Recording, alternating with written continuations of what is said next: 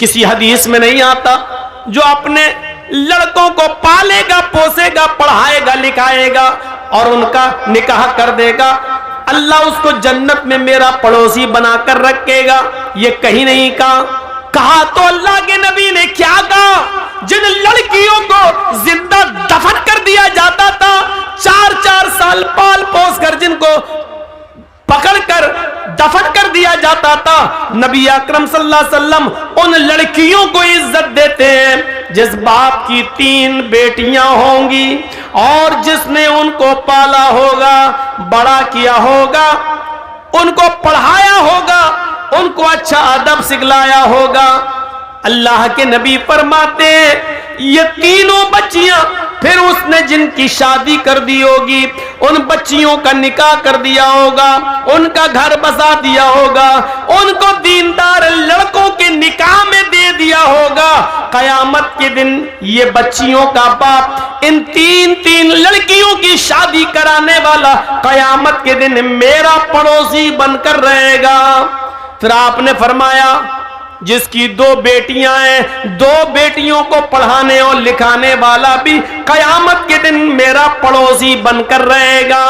फिर एक सहाबिया उठी, रोती हुई कहने लगी, अल्लाह के नबी मेरे पास तो 3 बेटियां नहीं है, 2 भी नहीं है, मेरे पास तो एक ही है। अल्लाह के नबी फरमाते हैं एक बेटी को ही पढ़ा लिखा, अच्छा अदब सिखला, उसकी शादी किसी दीनदार लड़के के साथ बालिग हो जाने के बाद कर दे, वो एक बच्ची की परवरिश करने वाला भी कयामत के दिन मेरा पड़ोसी बनकर रहेगा। मेरे भाइयों, जन्नत की बशारत लड़कियों की परवरिश पर अल्लाह के नबी सल्लल्लाहु अलैहि वसल्लम दे रहे हैं। यहां हम अंदाजा लगाएं कि अल्लाह इस्लाम ने लड़कियों को क्या इज्जत दी है, क्या इज्जत। एक इज्जत और देख लो, शादी के मौके पर हम और आप जाते हैं बाराती बनकर, 300-400 आदमियों की बारात लेकर, लड़का भी जाता है, लेकिन निकाह सबसे पहले किसका होता है? लड़की का। लड़की की इजाजत के बिना, लड़की के सिग्नेचर के बिना लड़के का निकाह नहीं हो सकता है। जिन लोगों की शादियां हुई हैं उन सबको मालूम होगा, जिनकी शादियां हुई। जाती ना आपके यहां बारात जाती है कि नहीं जाती है? आजकल कहना पड़ रहा बारात, वरना हकीकत यह है कि इनको कहना चाहिए चोर और डाकू जो बारातों में जाते हैं। हकीकत है, ये लड़की वाले के यहां जाते हैं।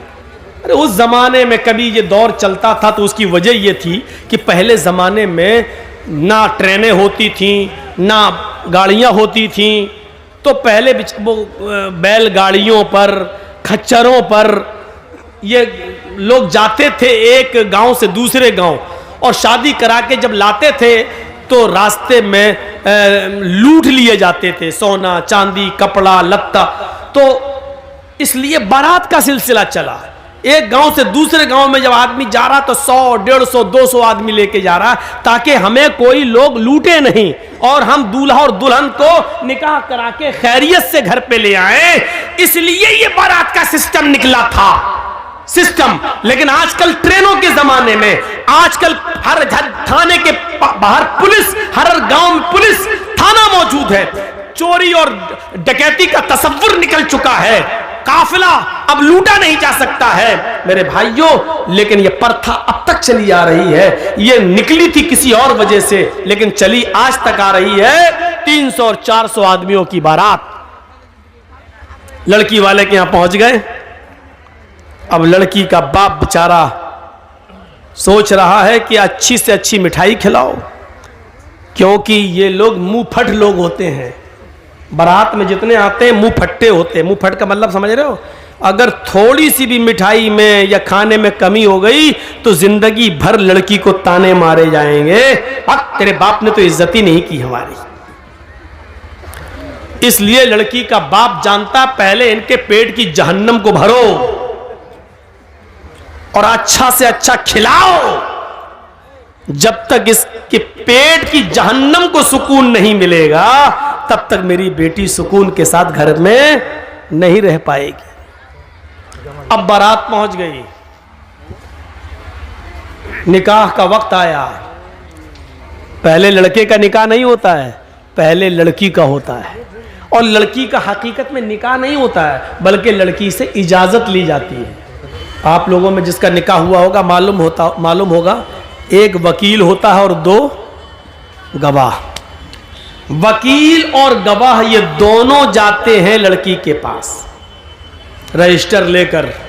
ये तय हो जाता है उसी वक्त, मेहर कितना होगा, ये कितना होगा, लड़के का नाम, लड़के के बाप का नाम, लड़के की उम्र, मोहल्ला, गांव सब लिख दिया जाता है और पूरा मेहर इतना इतना सब लिख के उसके बाद लड़की के पास जाया जाता है। एक वकील होता है और 2 गवाह। और लड़की के पास जब जाते हैं तो वो उस लड़की को घेरे रहती हैं बहुत सी सहेलियां उसकी और तमाम लड़कियां।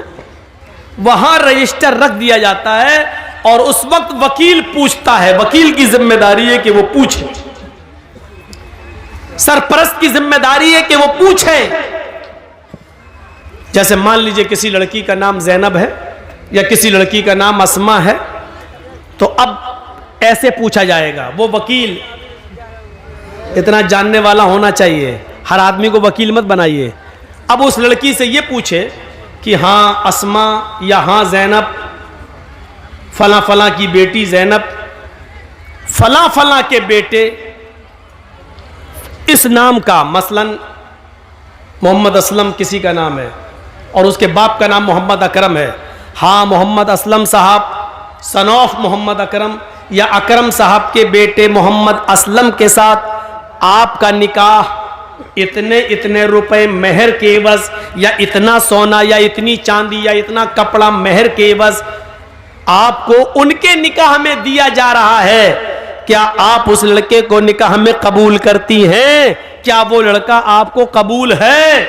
वकील जोर से पूछेगा, इतनी जोर से कि उस लड़की के कान में यह आवाज जाए। अब 2 तरीके हैं। एक चीज तो यह है कि लड़की बोल दे हाँ मुझे वो कबूल है, और अगर नहीं बोलती है, खामोश रहती है, तो वो भी काफी है। अल्लाह के नबी ने फरमाया इज़्नुहा सिमातुहा, उस लड़की की खामोशी ही उसकी इजाजत है। जबरदस्ती उससे नहीं कहलवाया जाएगा। कुछ जाहिल लोग पहुंच जाते हैं, कबूल किया, अब वो खामोश है। बताओ बेटा कबूल किया? बेटा आपने सुना नहीं, बोलो कबूल किया। अब वो शर्म, बेचारी कुंवारी लड़की है, शर्म आ रही है। वो अलग बात है कि आज के इस माहौल में तो व्हाट्सएप पे खूब बात करती थी, उस दिन शर्मा रही है। यहां तो रात रात भर चैटिंग होती रहती थी, लेकिन उस दिन शर्मा रही है। एक दिखावा भी होता है, लेकिन हमें वो नहीं देखना, हमें हदीस देखना है। कुछ जाहिल लोग वहां बार बार पूछेंगे बोलो, और वहां उसकी सहेलियां बैठी रहती हैं, वो कोहनी मार मार के कहती बोल बोल, अरे बोल दे, हाँ कहते मैंने कबूल किया, बोल बोल। और फिर उससे जबरदस्ती बुलवा कर कहती है, बेचारी कहती है कि मैंने कबूल किया। जिहालत की सारी हदें तोड़ दी जाती है। यह सबसे बड़ी जिहालत है कि उसके मुंह से कहलवाया जा रहा है। जब अल्लाह के नबी ने कह दिया इज़्नुहा सिमातुहा, उसकी खामोशी उसकी इजाजत है। एक बार पूछिए आप, 3 बार भी पूछने की जरूरत नहीं है। सुना ना हो तो वो लड़की कहे जी क्या कहा आपने, तब आप दोबारा कहिए। जब वो लड़की सुन चुकी है आपकी बात, तो दोबारा आप क्यों कह रहे हैं? 3 बार आप क्यों कह रहे हैं? ना 2 बार कहना सुन्नत है, ना 3 बार कहना सुन्नत है। जोर से बोलना जरूरी है। आप पहली बार इतनी जोर से बोलिए कि लड़की सुन ले।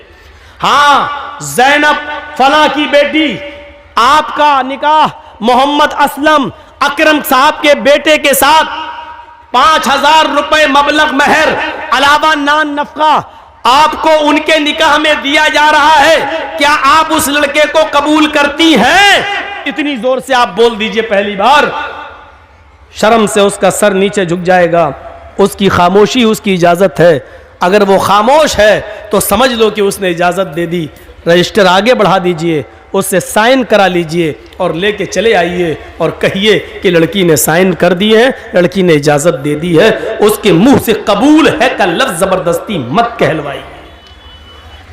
ये उस औरत के लिए है जो शादीशुदा हो और जिसकी तलाक हो चुकी हो, उसको आप दोबारा निकाह उसका हो रहा, उसको बोलना पड़ेगा, क्योंकि अब उसके अंदर से शर्म निकल चुकी है, अब वो दूसरी शादी कर रही है, इसलिए उसको बोलना पड़ेगा। या जिसका शौहर इंतकाल कर गया, इद्दत गुजार के वो दूसरी शादी कर रही है, तो उस वक्त उसको बोलना पड़ेगा, हाँ मुझे फला आदमी कबूल है। लेकिन कुंवारी लड़की जिसकी शादी नहीं हुई है, उसकी खामोशी ही उसकी इजाजत है, और बस रजिस्टर लेके आइए और फिर लड़के का निकाह आप पढ़ाइए। लड़के का निकाह होगा, लड़की की इजाजत ली जाएगी। और याद रखना, दुनिया का कितना ही अमीर बाप हो, कितना ही बड़ा मौलवी हो, कितना ही बड़ा सरपंच और चौधरी हो, अगर उसने अपनी बेटी की मर्जी के खिलाफ उसकी शादी किसी दूसरी जगह कर दी, तो इस शादी का कोई एतबार नहीं है शरीयत के अंदर। मसलन हम जहां करना चाह रहे हैं शादी, मेरी बेटी वहां तैयार नहीं है, मेरी बेटी जहां शादी करना चाह रही है वहां हम नहीं चाहते कि वो शादी करे, हमने अपनी पसंद का लड़का लाकर उसका निकाह करा दिया, और बेटी मजबूर होकर उसके साथ निकाह करती है। लेकिन वो काजी से ये कहती है, काजी साहब निकाह पढ़ाने वाले से कहती है, मौलाना साहब ये निकाह मेरी मर्जी के खिलाफ, मेरे बाप ने जो लड़का लाकर रख दिया है ये दिल से मुझे पसंद नहीं है, काजी साहब निकाह नहीं पढ़ाएंगे, और अगर पढ़ा देते हैं तो उसके निकाह की कोई हैसियत नहीं है। एक औरत, एक सहाबिया अल्लाह के नबी के पास आई और कहती, अल्लाह के रसूल मेरे बाप ने मेरा निकाह ऐसी जगह कर दिया है जो लड़का मुझे पसंद नहीं है। अल्लाह के रसूल ने निकाह हो जाने के बाद भी उस लड़की से कहा, अगर वो तुम्हें पसंद नहीं और इसके बावजूद तुम्हारे बाप ने तुम्हारी शादी कर दी है तो तुझे इख्तियार है, तू चाहे तो उस लड़के के साथ रहे, या तू चाहे तो मैं निकाह तेरा फिस्क कर देता हूं, लड़के के तलाक देने की जरूरत नहीं है, निकाह फिस्क कर देता हूं। एक इद्दत गुजारेगी हैज की, जिसका निकाह फिस्क होगा उसकी इद्दत 3 महीने नहीं है, सिर्फ एक हैज उसकी, एक पीरियड उसकी इद्दत है। तुम एक पीरियड, एक माहवारी, एक एमसी, बस ये पीरियड गुजारो, और जैसे ही तुम्हारा महीना हो, महीना से खत्म होने के बाद ही तुम दूसरी शादी कर सकती हो अपने मनपसंद लड़के के साथ। लेकिन लड़की को शादी के लिए वली की सख्त जरूरत है, अपने बाप की, सरपरस्त की, मालिक की जरूरत है। लड़की, ये सच है कि लड़की की मर्जी के बगैर निकाह नहीं होगा, लेकिन यह भी सच है कि लड़की अपनी मर्जी से अकेले भी निकाह नहीं कर सकती है, उसको निकाह के लिए वली की इजाजत चाहिए, और वली उसका बाप है। बाप अगर दिमागी तौर पर कमजोर है तो चचा है, चचा दिमागी तौर पर कमजोर है तो लड़की का भाई है, और लड़की का भाई भी नहीं तो कोई और जो उसका रिश्तेदार करीबी होगा उसकी इजाजत चाहिए। लेकिन जिस लड़की का कोई ना हो तो फिर काजी खुद वली बन सकता है। जैसे मौलाना जर्जीस अगर किसी का निकाह पढ़ा रहे हैं, लड़की का बाप भी नहीं है, लड़की का भाई भी नहीं है, लड़की का चचा भी नहीं है, तो फिर मौलाना जर्जीस खुद काजी, खुद वली बन सकते हैं और उस लड़की का वली बनकर निकाह करा सकते हैं, काजी वली बन सकता है। लेकिन कोई दूसरे गांव की लड़की अपने बाप का घर छोड़कर भागकर आपके गांव में रतनी में आ जाए तो रतनी का रहने वाला कोई बुढ़ा उस लड़की का बाप नहीं बन सकता है। होता है ऐसा, समझ रहे हैं ना। किसी दूसरे गांव की कोई लड़की भाग के रतनी में आ गई, रतनी के लड़के के साथ शादी करना चाहती है। अब उसके बाप ने कह दिया तू भाग के गई है, मेरे घर में अगर कदम रखेगी तो हम टांगे काट देंगे तेरे, मरते दम तक तुझसे रिश्ता खत्म। अब वो लड़की वहां नहीं जाना चाह रही है। यहां एक बुढ़ा उठता है, हाजी है साहब, पान मुंह में खाते हैं, सऊदिया का रुमाल डाले हुए हैं। बेटा कोई बात नहीं, मैं तुम्हारा बाप बन जाता। तेरे बाप बन जाने से रिश्ता जायज नहीं हो जाएगा। वो लड़की भाग कर आई है, न किसी के बाप के बन जाने से, न हाजी और नमाजी कोई मौलवी भी उसका बाप नहीं बन सकता है। मुंह बोले बाप की कोई हैसियत नहीं है शरीयत के अंदर। कल ये लड़की अगर हज करने जाती है तो मुंह बोले बाप के साथ नहीं जा सकती है, मुंह बोले भाई के साथ नहीं जा सकती है। शरीयत ने ये इजाजत नहीं दी जो चाहे उसका बाप बन जाए, फिर तो कोर्ट मैरिज भी इस्लाम में जायज हो जाएगी। जबकि हमारा सबका इज्तिमाई फतवा है, देवबंदी, बरेलवी, यहां तक के शिया भी, यहां तक के अहले हदीस भी, सबका इज्तिमाई फैसला है और इज्तिमाई फतवा है कि कोर्ट मैरिज माँ बाप की इजाजत के बगैर जो लड़के और लड़कियां कोर्ट में कर रहे हैं, इस्लाम के अंदर, शरीयत के अंदर इस कोर्ट मैरिज की कोई हैसियत नहीं है, यह जायज नहीं है। कोर्ट मैरिज के बावजूद लड़का और लड़की जिनाकारी करेंगे, हरामकारी करेंगे, उनसे जितनी औलाद पैदा होगी सब हरामी और नाजायज औलादें मानी जाएंगी। मेरे प्यारे साथियों, शरीयत के अंदर वली चाहिए, वली, लड़की को वली। तो इतनी इज्जत दी है इस्लाम ने औरत को कि औरत अपनी मर्जी से पहले लड़की का निकाह होगा, इजाजत ली जाएगी, उसके बाद लड़के का निकाह होगा। अगर शादी के दिन ही लड़की मना कर देगा हम नहीं करेंगे, लौटाओ इन चोरों को, भगाओ भगाओ इन डाकुओं को, ये लूटने आए हैं, नहीं करेंगे। मेरे भाइयों, हमें और आपको फैसला करना पड़ेगा। तो इतनी जिहालत थी अरब के अंदर, लेकिन इस्लाम ने इतनी इज्जत बख्शी है औरत को, जहां लड़कियों को जिंदा दफन कर दिया जाता था। आप देख रहे हैं हिंदू धर्म के अंदर क्या है। ब्रह्मा जी ने अपने मुंह से ब्राह्मण को पैदा किया, हाथों से छत्री को पैदा किया, रान से वैश्य को पैदा किया और पैरों से शूद्र को पैदा किया। शूद्र हरिजन पैरों से पैदा है ब्रह्मा जी के। आगे लिखा है कि अगर कोई ब्राह्मण किसी शूद्र की लड़की पर गलत नजर डाल दे, अगर किसी ब्राह्मण को किसी शूद्र की लड़की पसंद आ जाए तो शूद्र को चाहिए कि अपनी बेटी उस ब्राह्मण लड़के को दे दे। लेकिन अगर किसी शूद्र को किसी ब्राह्मण की लड़की पसंद आ जाए, अगर किसी शूद्र को किसी ब्राह्मण की बेटी पसंद आ जाए, तो राजा को चाहिए कि उस शूद्र को पकड़कर उसकी दोनों आंखें फोड़ दे। इन जिन आंखों से उसने ब्राह्मण की बेटी को देखा उसकी आंखें फोड़ दे। गौर करें आप, ब्राह्मण को अगर पसंद आ जाए तो शूद्र को अपनी बेटी दे देना चाहिए, लेकिन शूद्र को अगर ब्राह्मण की बेटी पसंद आ जाए तो राजा को चाहिए कि उस शूद्र की दोनों आंखें फोड़ दे। ये इज्जत है औरत की हिंदू धर्म में, देख लीजिए आप। और इस्लाम इसके बरक्स क्या कहता है कि लड़की की इजाजत के बगैर तुम निकाह तक नहीं कर सकते हो। आपने देखा है कि औरत का मकाम इस्लाम के अंदर क्या है, और मजीद देखना चाहते हो तो आओ मैं तुम्हें दिखाऊं एक औरत को क्या सम्मान दिया है। कभी हज करने गए हो? नहीं। अल्लाह ताला हम सबको तौफीक दे हज करने की। अल्लाह रब्बुल आलमीन उस मुकद्दस मकाम पर हम सबको पहुंचाए। जब आप जाएंगे या जो लोग गए हैं उनसे पूछिए, आप पहले उम्रा करेंगे, और उम्रा जब आप करेंगे तो जाते ही आप एहराम की हालत में पहले खाने काबा का तवाफ करेंगे, 7 चक्कर लगाएंगे। खाने काबा का तवाफ पूरा करने के बाद आप मकाम इब्राहिम के पास 2 रकात नमाज पढ़ेंगे। अगर वहां जगह न मिल सके भीड़ में तो पूरे खाने काबा में जहां आपको जगह मिले वहां 2 रकात आप नमाज पढ़िए। फिर आपको जो दुआ मांगना है मांगिए। उसके बाद आपको सफा और मरवा की सई करना पड़ेगी, सफा और मरवा का चक्कर लगाना पड़ेगा। आपको पहला चक्कर सफा से शुरू करना है, मरवा तक जाना है, मरवा से फिर लौट के आना है, सफा तक जाना है। आपको आने और जाने को मिलाकर 7 चक्कर लगाना है। जब सफा से मरवा की तरफ आप जाएंगे तो पहले आप नॉर्मल चाल चलेंगे, नॉर्मल, फिर हरी बत्ती लगी हुई है, ग्रीन सिग्नल। जब आप ग्रीन सिग्नल पे पहुंचेंगे तो वहां थोड़ा सा सीना तान कर, थोड़ा सा सीना तान कर, अकड़ कर ऐसे ऐसे आप दौड़ेंगे। बहुत तेज नहीं जैसे रन ले रहे हो क्रिकेट का, ऐसे नहीं, हल्का हल्का दौड़ेंगे और सीना थोड़ा सा ऐसे ऐसे ऐसे करते हुए आप हल्के हल्के दौड़, ऐसा लगे कि हाँ दौड़ रहे हैं, लेकिन स्पीड बहुत तेज नहीं, हल्की हल्की चाल से दौड़ते हुए आप जाएंगे। क्यों?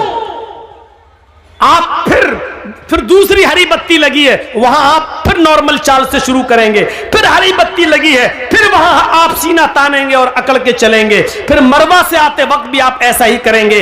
इन मकामात पर जहां हल्का हल्का सीना तान कर दौड़ा जाता है, वहां हजरते हाजरा दौड़ी थी। जब उनके बेटे को पानी नहीं मिल रहा था, जमीन पर एड़ियां रगड़ रहे थे इस्माइल, मुंह में अंगूठा रखे चूस रहे थे और हाजरा कह रही थी, अल्लाह मेरा बेटा प्यासा है, तेरा बंदा इब्राहिम इसको तेरे सुपुर्द करके गया है, मुझे और इस बच्चे को तेरे सुपुर्द करके गया है। जब मैंने पूछा कि मुझे किसके हवाले करके जा रहे हो, किसके हवाले, इला मन ततरुकुना, हमें किसके हवाले छोड़ के जा रहे हो? तो इब्राहिम अलैहिस्सलाम ने आगे बढ़ते हुए कहा था, इल्लाह, आय अल्लाह मुझे और इस बच्चे को उसने तेरे हवाले किया है, तेरे सुपुर्द किया है। इस बच्चे को प्यास की शिद्दत महसूस हो रही है, इलाके में कहीं पानी नहीं है। हजरत हाजरा पानी की तलाश में पहाड़ी के ऊपर चढ़ जाती है, सफा से नीचे झांक कर देखती है, शायद कोई गांव, शायद कोई कबीला, शायद कोई मोहल्ला मुझे नजर आ जाए, दो चार आदमी रहने वाले नजर आ जाएं और मैं उनसे थोड़ा सा पानी ले लूं। लेकिन पहाड़ी की ऊंचाई पर चढ़ने के बाद भी उनको नीचे कोई बस्ती नजर नहीं आई।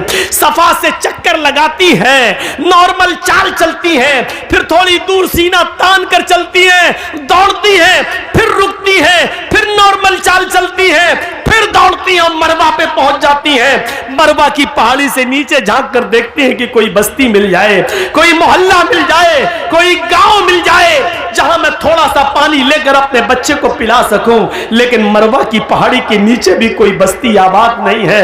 लेकिन अपने बच्चे को देखती है, होठ में अंगूठा रखे हुए है, अपने बच्चे की प्यास की खातिर फिर मरवा से सफा, फिर सफा से मरवा, फिर मरवा से सफा, फिर सफा से मरवा, 7 चक्कर लगाकर अपने बेटे के पास आकर बैठ जाती है और कहती है, अल्लाह जितना मैं औरत होकर कर सकती थी कर लिया, एक लेडी होकर कर सकती थी कर लिया, जितना दौड़ सकती थी दौड़ चुकी, जितनी मेहनत कर सकती थी कर ली, अब ताकत मेरे बस से बाहर हो चुकी है।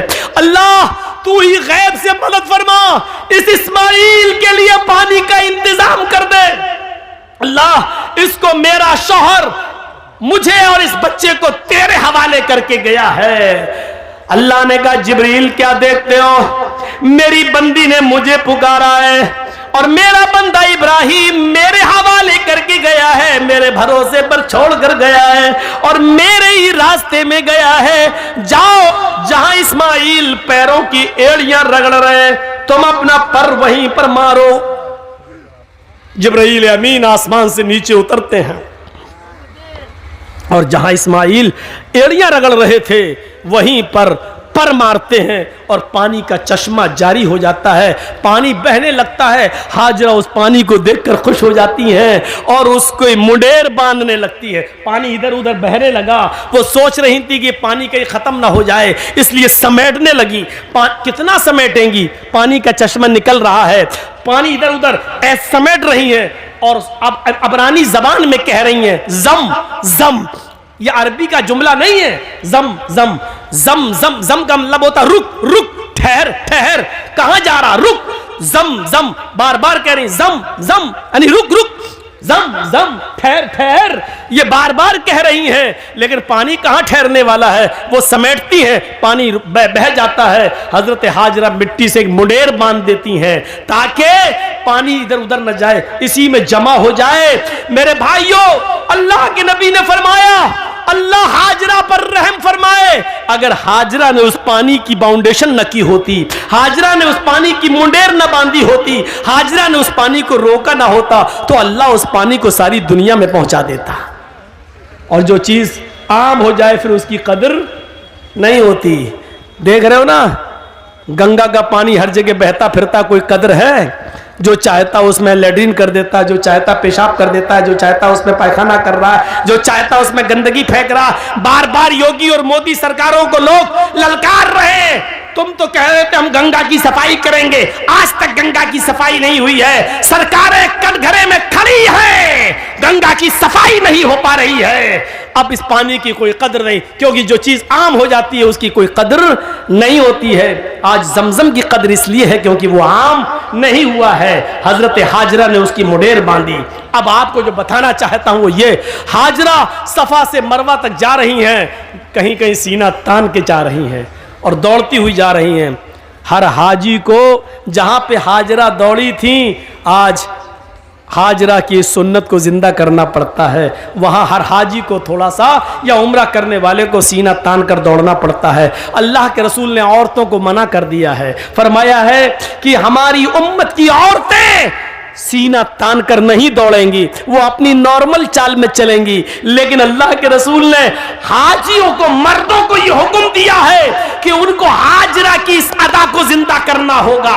जहां हाजरा नॉर्मल दौड़ी थी तुम्हें नॉर्मल दौड़ना है, और जहां हाजरा तेज दौड़ी थी वहां तुम्हें थोड़ा तेज दौड़ना है। जहां हाजरा ने थोड़ा सीना निकाल कर दौड़ी थी वहां तुम्हें थोड़ा सा सीना निकाल के दौड़ना है। मेरे भाइयों, हाजी और मोहतमिर, उम्रा करने वाला हाजरा की इस अदा को जिंदा करता है, और इसको अल्लाह रब्बुल आलमीन ने हज और उम्रा जैसी इबादत का एक हिस्सा बना दिया है। जहां हाजरा के पैर दौड़ रहे हैं वही हाजी का पैर, और इसको इबादत। गौर करो, लिखो मीडिया वालों, लिखो अगर तुम्हारे कलम में ताकत है, सीआईडी वालों और वो लोग जो ये कहते हैं कि इस्लाम ने औरतों को पर्दे की चार दीवारी में बांध दिया है, औरतों पर जुल्म किया है, औरतों को घर से बाहर निकलने की इजाजत नहीं है। औरत को इस्लाम ने यह इज्जत दी है कि जहां हाजरा तेज दौड़ी वहां तुम्हें भी दौड़ना है, जहां हाजरा सीना निकाल के दौड़ी वहां तुम्हें भी निकालना है। और जब तक कोई हाजरा की सुन्नत को जिंदा नहीं करेगा, अल्लाह उसके हज और उम्रे को कबूल नहीं करेगा। हाजरा के नक्शे पा को, हाजरा के नक्शे कदम को अल्लाह ने अपनी इबादत का एक हिस्सा बना दिया है। एक औरत के नक्शे कदम को अल्लाह ने अपनी इबादत बना दिया हो, इससे बड़ा एक औरत का मकाम क्या हो सकता है? इससे बड़ी एक औरत की इज्जत क्या हो सकती है? इससे बड़ा एक औरत का सम्मान क्या हो सकता है? कोई किसी मजहब ने औरत के पैर, औरत के हाथ, औरत के कदम को अपनी इबादत का हिस्सा नहीं बनाया है। आज भी देख लीजिए, हिंदू धर्म के अंदर बीवी की लंबी उम्र के लिए कोई रोजा और इबादत नहीं है, लेकिन आदमी की लंबी उम्र के लिए औरतों को करवा चौथ का रोजा रखना पड़ता है। यहां उल्टी गंगा बहती है। देखिए आप, मैं किसी मजहब पर तनकीद नहीं कर रहा हूं, हर आदमी आजाद है, किसी भी मजहब पर वो अमल कर रहा है। हमें जबरदस्ती किसी को अपने मजहब में शामिल नहीं करना, आजाद है वो। लेकिन मुआजना जब किया जाता है तो बताया जाता है, मेरे भाइयों, हमारे यहाँ एक मर्द अगर 2 या 3 या 4 बीवी रख ले तो बड़ा एतराज, इस्लाम ने 4-4, वाह, एक औरत को 4 औरतों की इजाजत है, एक मर्द को, एक औरत को 4 मर्द रखने की इजाजत क्यों नहीं है? बड़े एतराजात उठते हैं। मेरे भाइयों, हम चाहे तो लौट कर तुम्हें भी जवाब दे सकते हैं। 5 पांडव एक ही पत्नी रखते थे, द्रौपदी।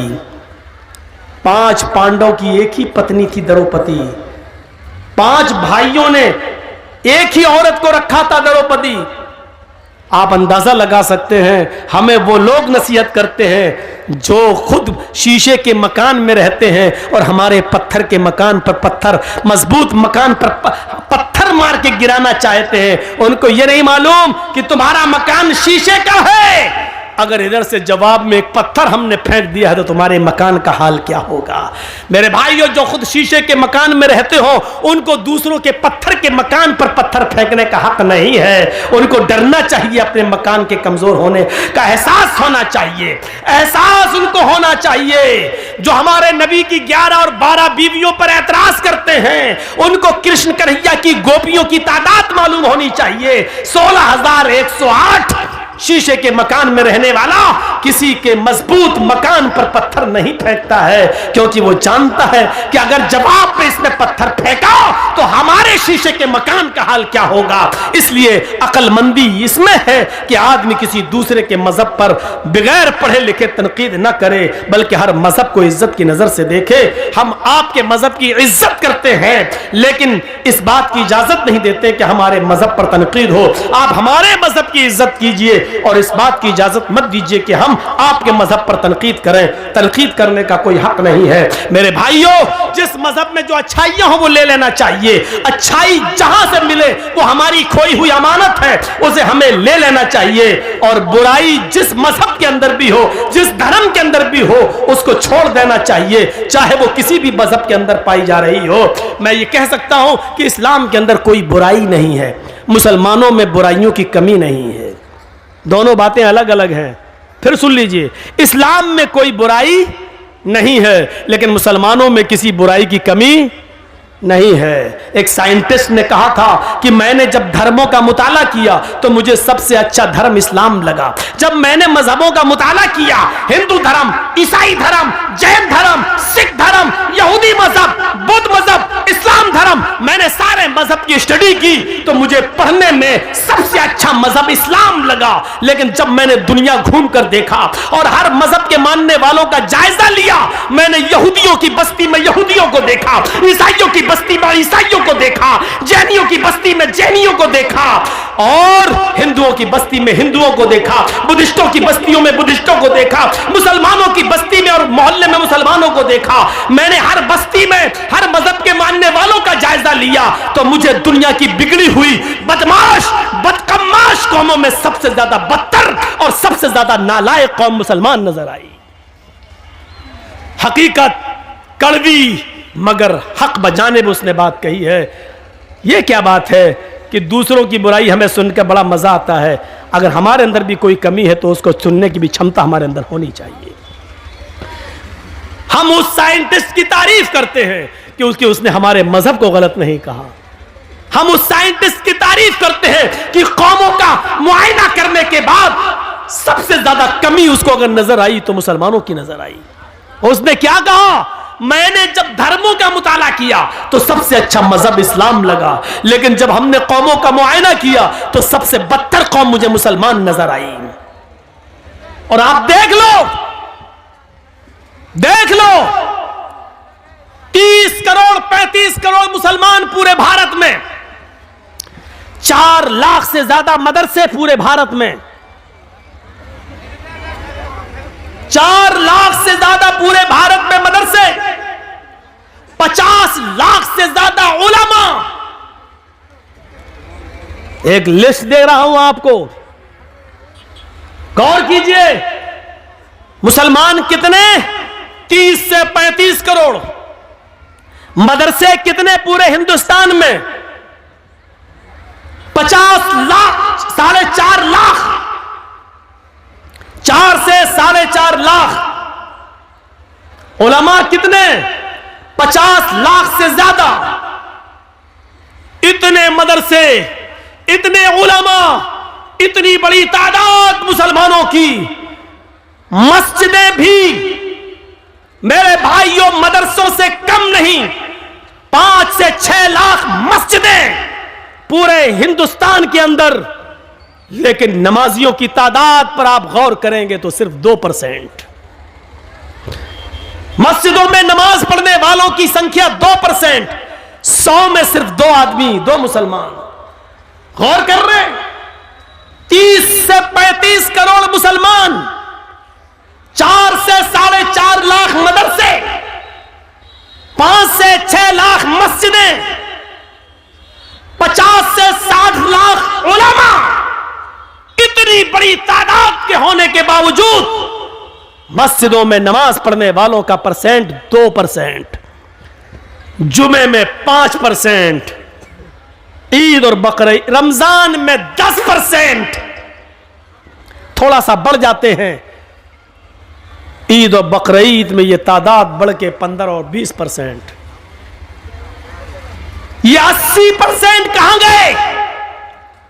और 5 वक्त होने वाली नमाज में 98% मुसलमान कहां? यह मुहासिबा कौन करेगा? यह हिसाब कौन करेगा? तुम अपने बच्चों से उनकी पढ़ाई लिखाई का हिसाब नहीं कर पाते हो, नमाज और रोजे का हिसाब क्या करोगे?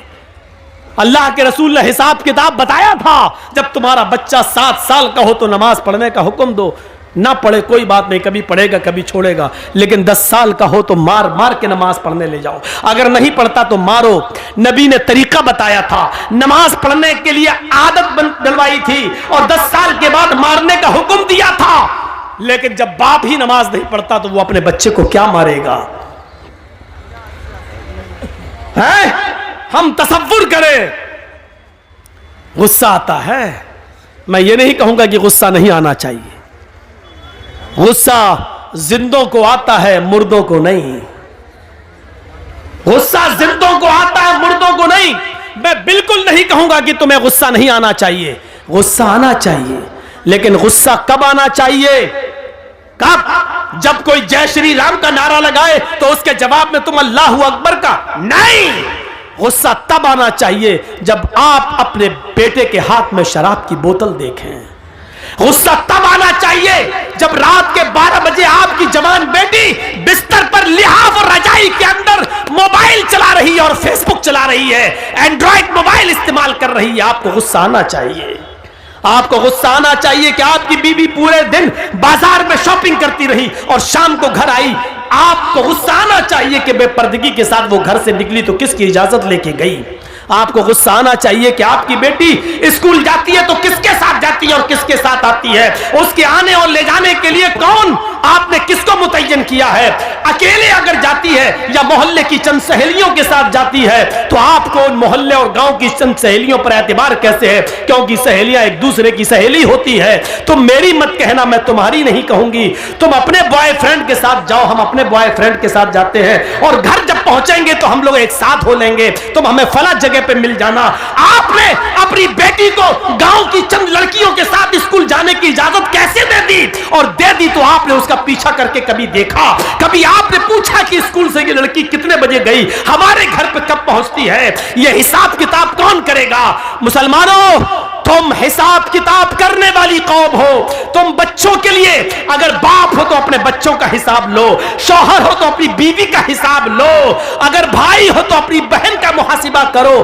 मुहासिबा जिंदे करते हैं, मुर्दों से हिसाब नहीं लिया जाता है। हिसाब जिंदों से तलब किया जाता है, मुर्दों से नहीं। तुम जिंदा कौम हो, हम तुमसे हिसाब ले सकते हैं। ये मदरसे में कितना चंदा हुआ है आपने दिया है, आप हिसाब लो मदरसा कमेटी से। मदरसे कमेटी के लोगों को बुरा नहीं मानना चाहिए, क्योंकि एक एक रुपया आपकी अमानत है, आपके बच्चों पर ही खर्च होगा। इसलिए हिसाब जिंदे लेते हैं, हिसाब जिंदे देते हैं। हजरत उमर जब मिंबर पे खड़े हुए और नई कमीज पहनकर खुतबा देने लगे तो एक नौजवान उठा और कहने लगा, उमर खुतबा देना बंद कर, तकरीर करना बंद कर, खुतबा नहीं देने दूंगा। हजरत उमर ने कहा, क्यों, वजह क्या है? कहा, पहले इस बात का हिसाब दो, ये नया कुर्ता तुम्हारे पास कहां से आया? तुम्हारी तनख्वाह बैतुल माल से इतनी नहीं है कि तुम नई कमीज सिला सको। आज नया कुर्ता तुम्हारे पास कहां से आया? हजरत उमर कहने लगे कि इसकी सफाई मेरा बेटा देगा। हजरत उमर फारूक का बेटा उठता है, सफाई पेश करता है कि बैतुल माल में जो चादरें आई थी वो सारे मुसलमानों में तकसीम होना थी। एक एक चादर सबको मिली, मेरे बाप को भी एक चादर मिली, मेरे बाप ने उसी चादर की कमीज बनवा ली है। नौजवान खड़ा होता और कहता, अमीरुल मोमिनीन, एक एक चादर सबको मिली थी, मुझे भी मिली थी। मैं दर्जी के पास गया था, टेलर के पास गया था, मैंने अपना माप दिया, उस चादर में मेरी कमीज नहीं बनी। तुम तो हमसे ज्यादा लंबे हो, हमसे ज्यादा चौड़े हो, हमसे ज्यादा लंबे चौड़े हो और मोटे तंदुरुस्त भी हो, फिर तुम्हारी एक चादर में कमीज कैसे बन गई? उनके बेटे ने खड़े होकर जवाब दिया, नौजवान, एक चादर मुझे भी मिली थी, सबको एक एक चादर मिली थी, मेरे बाप को भी मिली, मुझे भी मिली, सबको एक एक मिली तो उसमें मुझे भी मिली। मेरे बाप की अपनी चादर में जब कमीज नहीं बनी तो मैंने अपनी चादर भी अपने बाप को दे दी। मेरी और अपनी दोनों कमीजें मिलाकर मेरे बाप ने दोनों चादरें मिलाकर कमीज बना ली। नौजवान कहने लगा, बैठ गया, अमीरुल मोमिनीन, अब मुझे इत्मीनान हो गया, अब मैं सेटिस्फाई हो गया, अब आप खुतबा दीजिए। जिंदा लोग हिसाब लेते हैं और जिंदा लोग हिसाब देते हैं। ना हिसाब लेने पर गुस्सा होना चाहिए, ना हिसाब देने पर गुस्सा होना चाहिए। हिसाब जिंदे लेते हैं, हिसाब जिंदा देते हैं। गुस्सा जिंदों को आता है, मुर्दों को नहीं। हम नहीं कहते कि गुस्सा दबाओ, हम नहीं कहते कि गुस्से को तुम पी जाओ, हम कहते हैं गुस्सा उठाओ, गुस्सा उभारो, गुस्सा निकालो, भड़ास निकालो, लेकिन जायज जगह पर, नाजायज जगह पर नहीं। अल्लाह के नबी को भी गुस्सा आता था और गुस्सा इतना आता था कि आपकी आंखें सुर्ख हो जाती थी और ऐसा लगता था जैसे किसी ने अनार का रस, अनार का जूस किसी ने नबी अकरम की आंखों में डाल दिया हो। इतना गुस्सा आता था जनाब मोहम्मद रसूलुल्लाह को, लेकिन नाजायज बात पर नहीं, जायज बात पर गुस्सा आता था। आज दुनिया की कौमें आज हमारा मजाक उड़ाती हैं और हम मुश्तइल हो जाते हैं। यहां गुस्सा नहीं आना चाहिए। मसलन अभी कुछ दिनों पहले एक आदमी ने इस्लाम को बहुत बदनाम किया, कुरान को लेकर बहुत बातें कहीं, हमारे नबी को लेकर बहुत बातें कहीं, लेकिन हम नहीं समझ पाए कि वो सारी बातें कहने के पीछे कौन है। हम नहीं समझ पाए, वो बातें कह नहीं रहा, उससे कहलवाई जा रही हैं, और कौन कहलवा रहा है ये भी मैं जानता हूं, लेकिन हम ना नाम ले रहे हैं, ना आपको बताना चाहते हैं और ना नाम लेना चाहते हैं। आप बैठे हो, खामोश हो, सोचो क्या प्लानिंग हो रही है हमारी बेटियों के बारे में। कभी सोचा आपने ठंडे दिल से? कभी सोचा है आपने? सोचिए मंसूबे क्या हो रहे हैं। गुस्सा आना चाहिए, लेकिन जायज जगह पर, नाजायज जगह पर नहीं। एक आदमी को साथ मिला सरकार का, गवर्नमेंट का, और उस आदमी ने कुरान का मजाक उड़ाया, हमने उसको नंगा किया। एक आदमी जय श्री राम के नारे लगाकर हमें उकसाता है, हमें मुश्तइल करता है, और हम भी उसके जोश में आ जाते हैं और हम भी उसके अपोजिट दूसरे नारे लगाते हैं। अरे यही तो वो चाह रहा था, आपने जो चाह रहा था आपने उसके मकसद को पूरा कर दिया, आपने उसके मकसद को पूरा कर दिया। आपको ऐसा नहीं करना था। नहीं, आपको मालूम है कि हिंदुस्तान में उनका कुछ नहीं होगा। एक है ना डासना का पंडित, डासना का, अरे उत्तर प्रदेश में डासना नाम की एक जगह, वहां का एक पंडित है ना, कितना भड़काता है, कितना बरगलाता है। टीवी, एनडीटीवी ने तो बाकायदा दिया कि अभी तक जेल में क्यों नहीं गया। देखिए कितना बरगलाता है, लेकिन जरूरी नहीं कि जो आदमी हमें बरगलाए हम भी वैसा ही जवाब दें, कोई जरूरी नहीं है।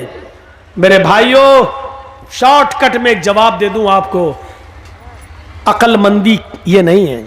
अगर कोई पागल कुत्ता मेरे पैर में काट ले, जर्जीस को अगर कोई पागल कुत्ता काट ले, तो क्या जर्जीस भी उस पागल कुत्ते को काटे? बताइए तो, क्या ये अक्लमंदी होगी?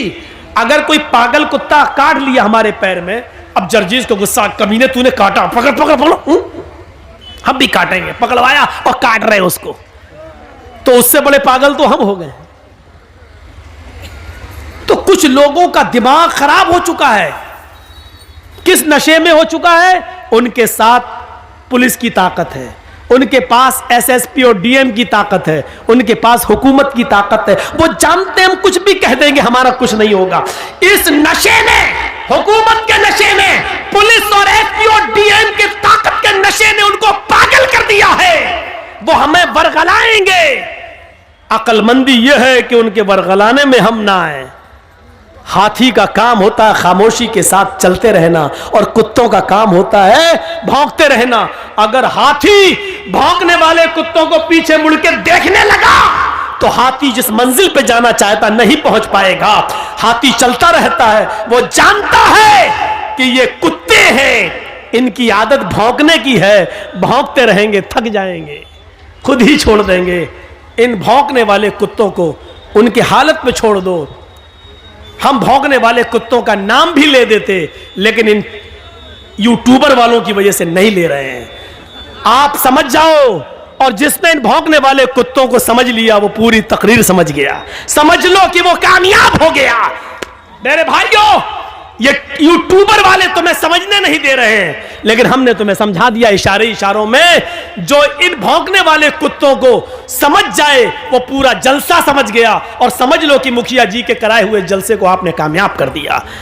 मेरा इशारा समझ जाओ, भौंकने वाले कुत्ते कौन हैं, और हाथी बनने की कोशिश करो। खामोशी के साथ चले जाओ और भौंकने वाले कुत्तों के भौंकने का जवाब मत दो। यही तुम्हें इस्लाम ने सिखाया है। अपनी आदत बदलो, वरना काटे जाओगे और मारे जाओगे, पकड़े तुम ही जाओगे। आपको मालूम है, एक तालाब पर बह रहा था एक नदी, ऊपर पहाड़ से एक नदी के पानी इधर से आ रहा था, नदी बह रही थी, और जहां से पानी बह रहा था, वहां शेर पानी पी रहा था और दूसरी तरफ बकरी पानी पी रही थी। मैं तुम्हारे हालात बतला रहा हूं, सुनो, इशारों में बतला रहा हूं, समझ लो। उधर पानी शेर पी रहा है, इधर पानी बकरी पी रही है। पानी शेर की तरफ से बहता हुआ आ रहा है और बकरी, मोबाइल अपना बंद करो, मुझे मालूम है आजकल भंगियों चमारों के पास भी मोबाइल होते हैं, बंद करो यार, टूटू हो रही यार। रात के 2:22 पर किसका फोन आ रहा होगा, सोचो तो जरा, तो दिमाग लगाओ बेटा। जिस स्कूल में तुम पढ़ते हो मैं उसका हेडमास्टर रह चुका हूं, ये सब मत बताओ। यहां से सुनिए, जहां से शेर पानी पी रहा है इधर बकरी पानी पी रही है। तो शेर ने, दोनों ने एक साथ मुंह लगाया। शेर को तो बहाना चाहिए था। शेर ने कहा, बकरी तूने मेरे पानी को झूठा क्यों किया?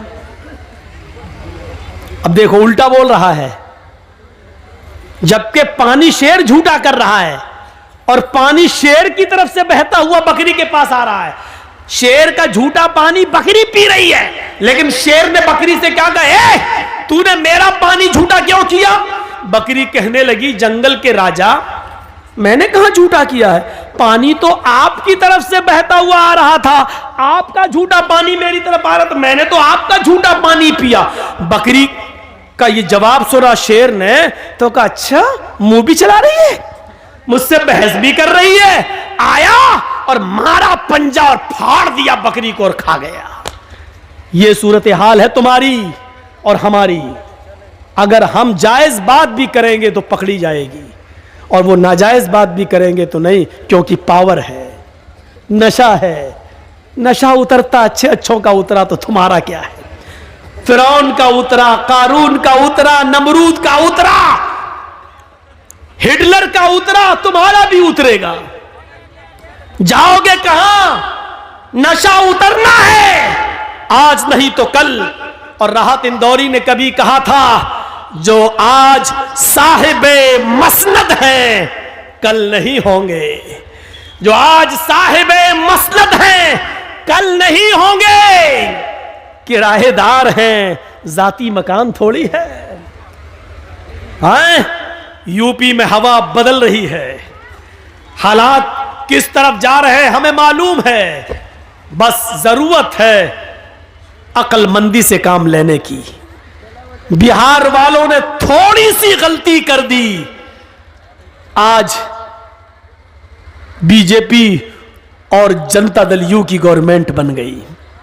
वो गलती कहां है उस तरफ हम इशारा नहीं करना चाहते। बंगाल वालों ने उस गलती को नहीं दोहराया तो आज पैर उखड़ गए। इसी फर्क को अगर यूपी के मुसलमान समझ लिए तो इंशाअल्लाह उधर की फिजा भी बदल जाएगी। मेरे भाइयों, जरूरत है अक्ल और शऊर से काम लेने की। यह नहीं देखना है हमारा कौन तुम्हारा कौन, यह देखना है कि हमारा कम नुकसान किसमें है और ज्यादा नुकसान किसमें है। इस चीज की जरूरत है आज। आपको मालूम है, अपने अंजाम से बाखबर रहिए। एक मिसाल और देता हूं, बड़ी अच्छी मिसाल है। एक शेर, सुनिएगा मिसाल। ए भैया बैठ जाओ, ए चाय वाले बैठ जाओ, बहुत बिक चुकी है तेरी चाय। बड़ी अच्छी मिसाल है, जरा देखिए। एक जंगल के अंदर शेर भी शिकार के लिए निकला, भेड़िया भी शिकार के लिए निकला और लोमड़ी भी शिकार के लिए निकली। शेर, भेड़िया और लोमड़ी तीनों ने शिकार किया और तीनों ने एक एक शिकार कर लिया।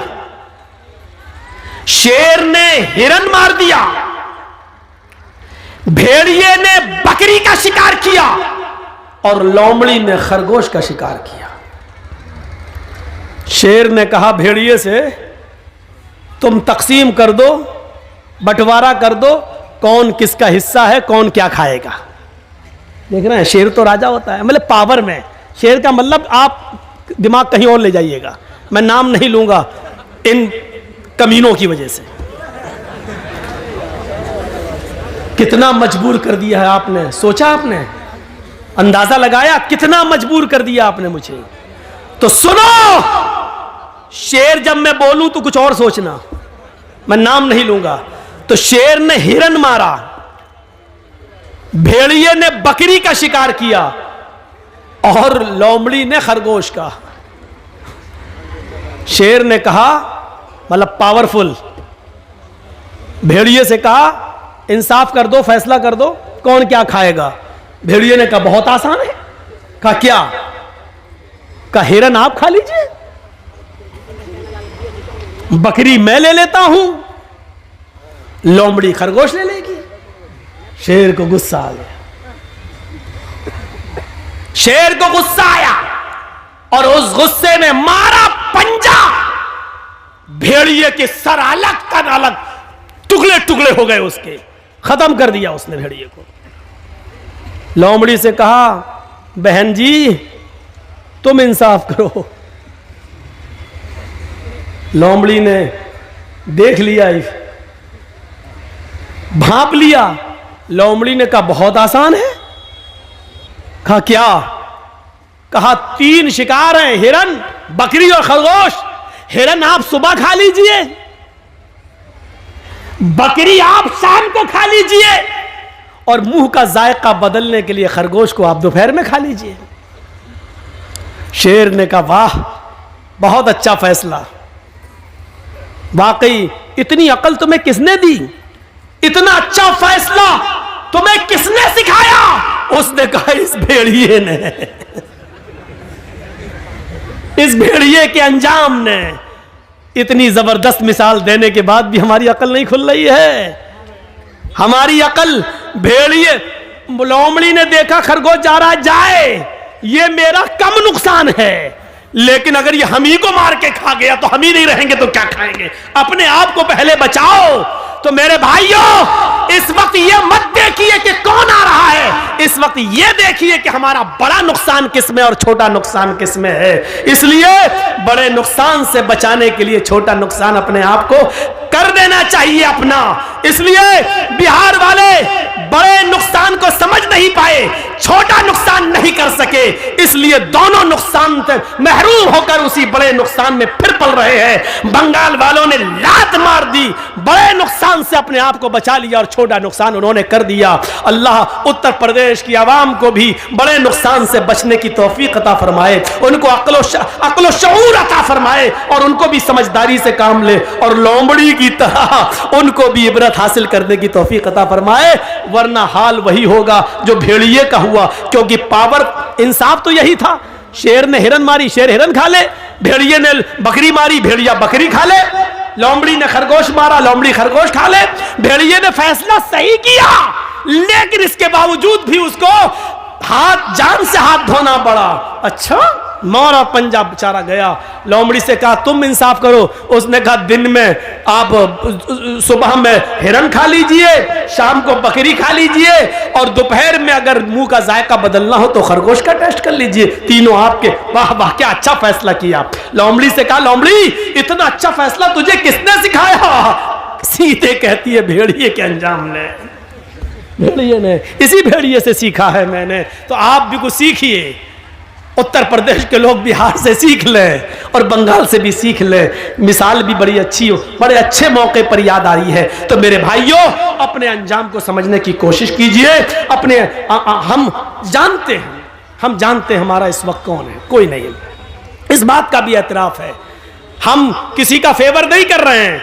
क्या बंगाल में हमने किया था, लेकिन यह हकीकत है कि हमारा इस वक्त कोई नहीं है। आप किसी पर भरोसा करके देखें तो भरोसे के लायक कोई नहीं है। इस बात का एतराफ है कि मुसलमानों को हमेशा हर पार्टी ने ठगा है, हर जमात ने ठगा है, हर सियासी जमात ने हमारा नाजायज फायदा उठाया है। हम मजबूर हैं, लेकिन हाँ, हम अपने अंजाम को भी देख रहे हैं और समझ रहे हैं मेरे भाइयों। इसलिए हमें अक्ल के नाखून लेना पड़ेगा, अपने अंजाम को सोचना पड़े। मैं डरा नहीं रहा हूं, मुसलमान कभी किसी से डरता नहीं है। एक पीछे पड़े हुए हैं, जबकि उत्तर प्रदेश में मैं कोई तकरीर नहीं कर रहा हूं, फिर भी चैनल वाले हाथ धोकर नहीं, नहा धोकर मेरे पीछे पड़े हुए हैं, नहा धोकर। ये देखो बंगाल में मुसलमानों को डरा रहा है, ये देखो एक कर रहा है।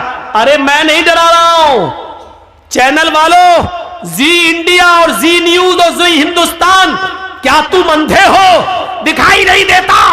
या तुम्हें पावरफुल की तरफ से, शेर की तरफ से कोई हड्डी डाल दी गई है जिसकी बदबू का टेस्ट तुम्हें लग गया, जो छूटती नहीं है तुम्हारी जबान से।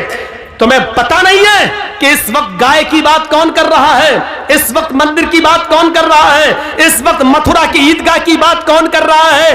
अंधो, तुम्हें यह नहीं दिखाई दे रहा है? आए चैनल वालों, क्या तुम्हें यह नहीं दिखाई दे रहा है कि फिरका परस्ती की बू कहां से आ रही है? हिंदू और मुसलमानों को डराने की कोशिश कौन कर रहा है?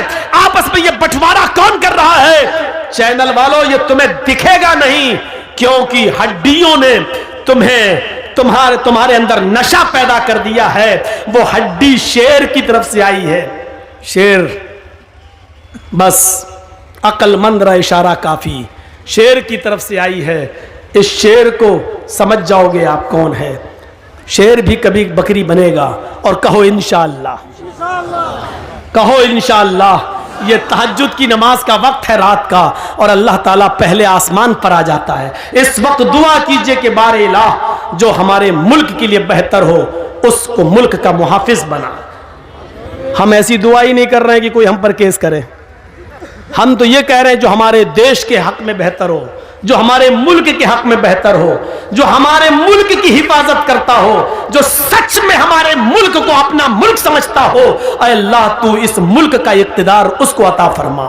ऐ अल्लाह, जो भारत के 1 अरब 25 करोड़ लोगों को एक साथ लेके चलता हो, जो धर्मनिरपेक्ष हो, जो हिंदू मुस्लिम के चश्मे से नहीं इंसानियत के चश्मे से देखता हो। ऐ अल्लाह, इस मुल्क को ऐसे लीडर की जरूरत है, इस मुल्क को उसके हवाले कर दे। आमालुकुम मालुकुम, जैसे तुम्हारे आमाल होंगे वैसे तुम्हारे ऊपर हुक्मरां मुसल्लत होंगे। हमारे आमाल अच्छे होंगे तो अच्छे हुक्मरां, हमारे आमाल बुरे होंगे तो हमारे ऊपर बुरे हुक्मरां मुसल्लत होंगे। अल्लाह रब्बुल आलमीन से दुआ है कि बारे इलाह, तू हमें हमारे आमाल की इस्लाह करने की तौफीक अता फरमा, और फिर तू हमारे ऊपर अच्छे हुक्मरानों को मुसल्लत फरमा दे। बारे इलाह, हम तुझसे दुआ करते हैं कि इस मुल्क में अमन पैदा फरमा दे, सुकून पैदा फरमा दे, शांति पैदा फरमा दे। ऐ अल्लाह, जिस तरह एक बाग के अंदर आम, सेब, पपीता, अमरूद, अंगूर, अनार सब होता है और किसी फल को किसी फल से दुश्मनी नहीं होती है, उसी तरह इस मुल्क में हिंदू, मुसलमान, सिख, ईसाई सब लोग रहते हैं। अल्लाह, हम सबको आपस में भाई भाई बना दे, एक दूसरे का हमदर्द बना दे, एक दूसरे का गमख्वार बना दे, एक दूसरे के लिए अपनी कुर्बानी देने वाला बना दे। ऐ अल्लाह, एक दूसरे का दर्द कांटा हिंदू को चुभे तो उसका दर्द मुसलमान अपने दिल में महसूस करे, और कांटा मुसलमान को चुभे तो उसका दर्द हिंदू अपने दिल में महसूस करे। हमें ऐसा एक दूसरे का हमदर्द बना दे। ऐ अल्लाह, गंगा जमनी तहजीब जो हमेशा हमारे मुल्क में कायम रही, कुछ लोग इस गंगा जमनी तहजीब को मिटाना चाहते हैं। बारे इलाह, जो लोग हिंदू मुस्लिम एकता को मिटा रहे, अल्लाह तू उनको मिटा दे। ऐ अल्लाह, जो हिंदू मुस्लिम एकता को खत्म करना चाहते, अल्लाह तू उनको खत्म कर दे। ऐ अल्लाह, जो इस मुल्क के अमन, चैन और सुकून और शांति को भंग करना चाहते हैं, अल्लाह तू उनको भंग कर दे। ऐ अल्लाह, जो इस मुल्क में फसाद बर्पा करके इस मुल्क को जंग की आग में और गिरा युद्ध में घुसेड़ने की और धसाने की कोशिश कर रहे हैं, अल्लाह तू उनको इस मुल्क से मिटा दे और उनका सफाया कर दे। इस मुल्क की हिफाजत फरमा। ये मुल्क हमारा मुल्क है, ये 1 अरब 25 करोड़ देशवासियों का मुल्क है। हिंदुओं ने भी, मुसलमानों ने भी इस मुल्क को आजाद कराया है। ऐ अल्लाह, इस मुल्क के अमन और चैन से कुछ लोग खिलवाड़ कर रहे, अल्लाह तू उनको खिलौना बना दे, उनको निशाने इबरत बना दे। जिस तरह हिटलर बना, हज्जाज इब्न यूसुफ बना, जिस तरह और लोगों को तूने निशाने इबरत बनाया, बारे अल्लाह तू उनको भी निशाने इबरत बना दे। बाद में आने वाली नस्ल उनके जुल्म को याद करे, उनके सितम को याद करे। 11:30 बजे 11:40 पर मैं आया था और फिर 12:40 पर, और मेरा 2 घंटे का तकरीबन पूरा वक्त हो गया है, 1:45 तो हो ही गया है। तो मेरे भाइयों, हम अल्लाह से दुआ करते हैं कि बारे इलाह हमें अक्ल शऊर से काम लेने की तौफीक अता फरमा। बारे इलाह, जब तक तू हमें जिंदा रख, इस्लाम पे जिंदा रखना, और जब हमारा खात्मा हो तो ईमान पर हमारा खात्मा फरमाना।